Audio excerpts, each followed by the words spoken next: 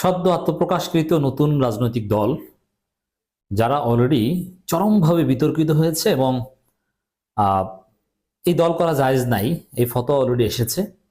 কারণ যে দলের নেতা হন একজন গে পোস্ট পান, একজন এলজিবিটি প্রমোটকারী, যে দল সারা পৃথিবীর একজন শীর্ষস্থানীয় এলজিবিটি প্রমোটকারী ছেলের সাথে বৈঠক করে, জর্জ সারসের ছেলের সাথে বৈঠক করে, সে দল করা জায়েজ হতে পারে না। এই দলের আরো অনেক রহস্য সামনে আসছে, অনেক গোপন তথ্য সামনে আসছে। এরকম আরেকটা গোপন তথ্য এখন আলোচনা করব। আমি আগেই বলেছিলাম এই দল ব্যর্থ হবে, কারণ এটা ভাই ব্রাদার পার্টি, এটা মাহফুজ আলম সহ কয়েকজন ব্যক্তির একটা পকেট সংগঠন। এখানে কোনো ইনক্লুসিভ ক্যারেক্টার নেই।